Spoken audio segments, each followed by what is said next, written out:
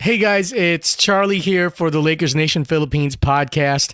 I wanted to let you know that there's good news that Dash Radio is going to be opening up in February, and which is where I record the Lakers mixtape on Beat Junkie Radio, and the on-demand episode gets played and uploaded to the Lakers Nation Philippines pod on the Facebook page, which will up the frequency because now I can start recording over there and provide a good video visual.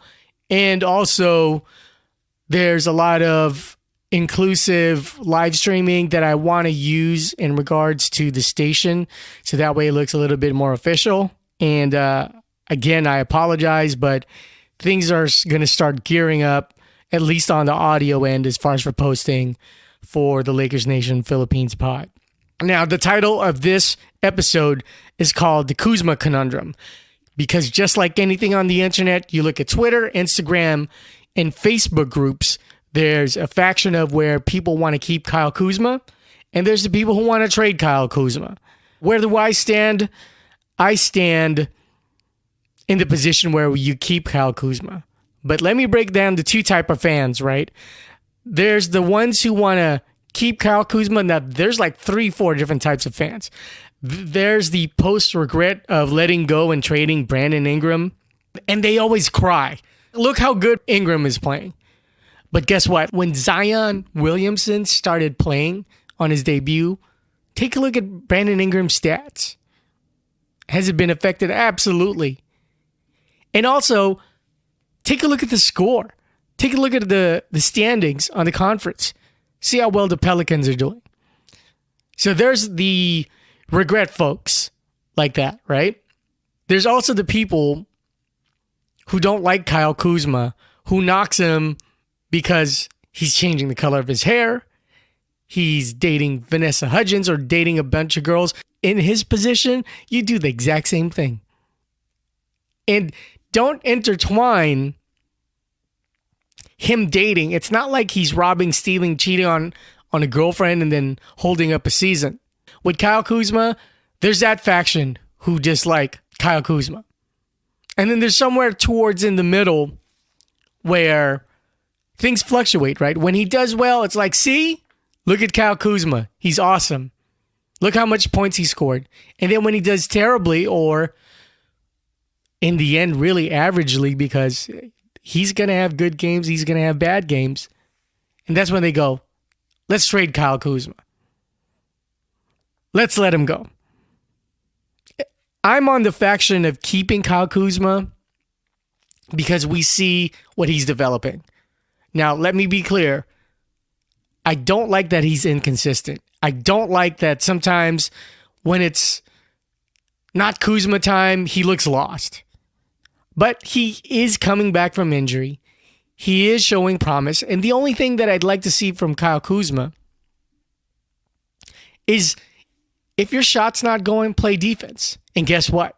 When Rajon Rondo decided to play player coach and told Kuz, hey man, can you guard Russell Westbrook? Boom. He did it. He put in the effort. So you know the potential's there. And you know the spirit is there.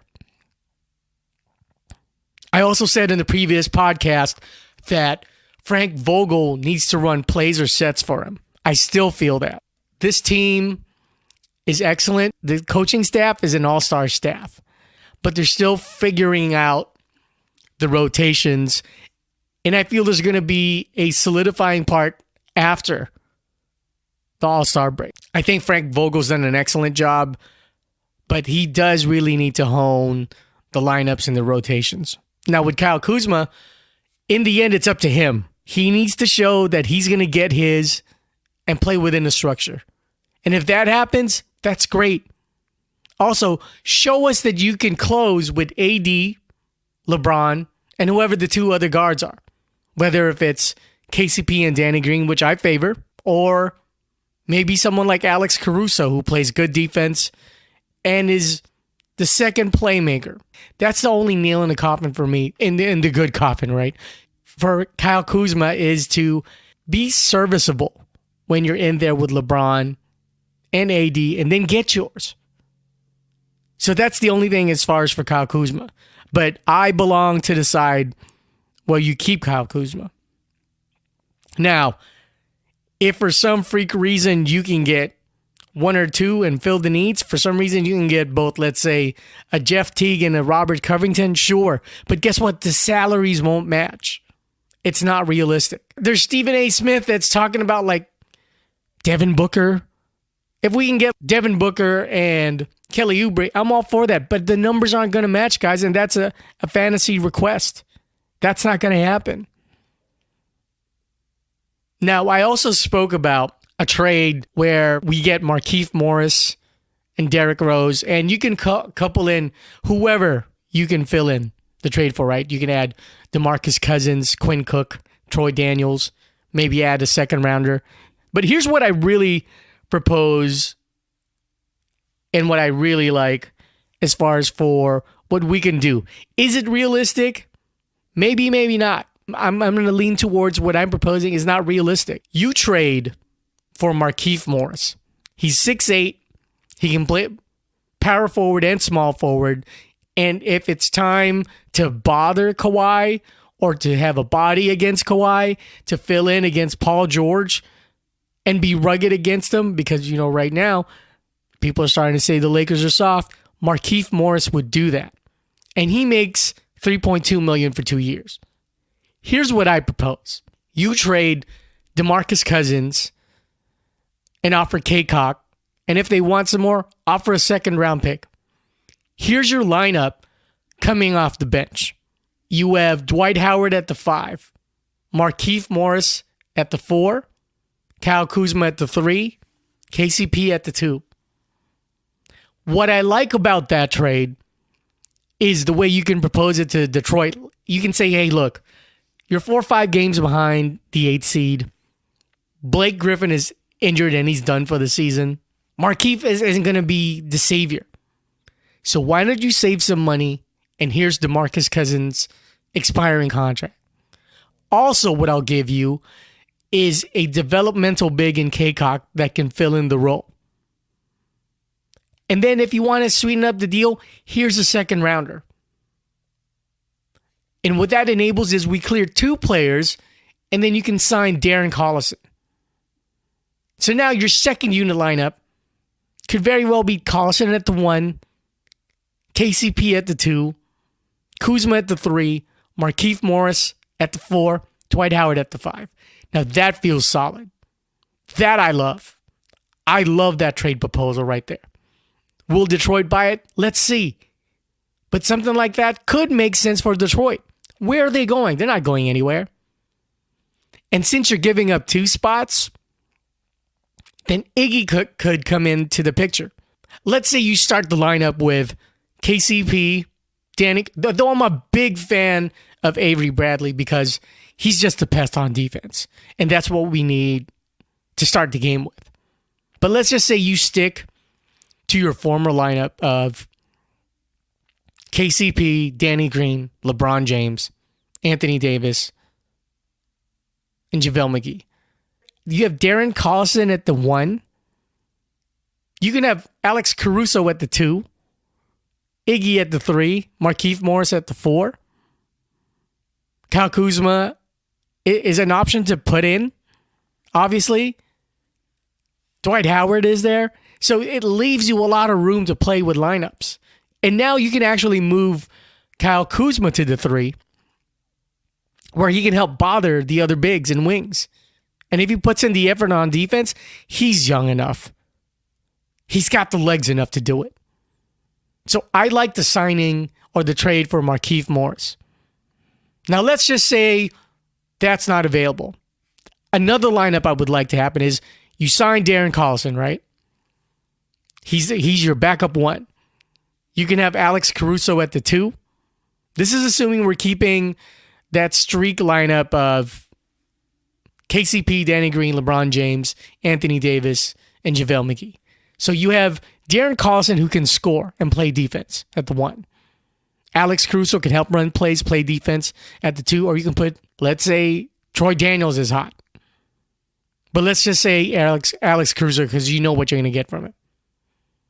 Then you can slide Kyle Kyle Kuzma at the 3. Kyle Kuzma can defend the threes, the backup threes for the other team. And then you use Jared Dudley at the 4 on offense.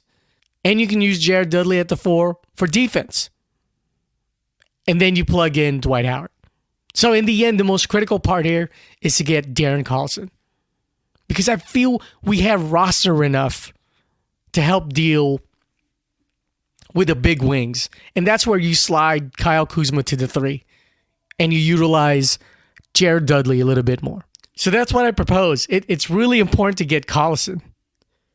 And then if you could find a deal like that Markieff Morris deal, you pull it. The other thing that I've observed throughout the first half of the season is Quinn Cook. If he gets minutes, he's an okay player. Like, you watch highlights of Quinn Cook, and it's in the array of championship spirit, right? So you see him making shots, both the 3 points and the mid-range. But the one thing, because there's so much people cheering, is Quinn Cook is a great scramble dribbler. He can create his own shots by just being off cadence. And I like Quinn Cook. I get frustrated with both Cook and Troy Daniels, but if you had to make me choose between the two, I like Quinn Cook because he's won championships. And Troy Daniels' purpose is spot-up shooting, but sometimes he's way too inconsistent, just like Cook too, right? But that's all he offers. He's not that good on defense. He's not good in creating his own shot. In the end, do I want Cook and Troy Daniels to develop? Absolutely. But if I had to choose between the two, I'd keep Quinn Cook. I think he's a great scramble dribbler, and he creates his own shots. It's not necessarily dribble penetration, but he has this mania to his dribble where you can't figure out his cadence, and then he can pull up with the 3 or in the mid post. Also, in regards to Andre Iguodala, I am not giving up on trying to get him, but I'm not placing my cards on getting him. If we get him, great. If we don't, I personally feel we should move forward without the thought of actually getting Andre Iguodala. But you never know, because it's so quiet in the front. You never know who's doing deals and getting ready before the trade deadline. And lastly, since I'm recording this after the Brooklyn Nets game, I think Vogel, for the most part, is such an intelligent coach. I like that he kept the lineup with James at the 4 and Dudley at the 5, and they were switching between center and power forward positions, and they kept him in the game. I think Frank Vogel, this is his year to win a ring and earn his dap and props. So that's it as far as for this quick pod for the Lakers Nation Philippines podcast. Send us your comments, your questions, and I'm going to try to record on a weekly basis now. And with Kyle Kuzma, I say you keep him. However, if it's an instrumental deal, like I've mentioned, which are completely unrealistic, then you trade his ass. But signing off, that's it for this episode of the Lakers Nation Philippines pod, and talk to you soon.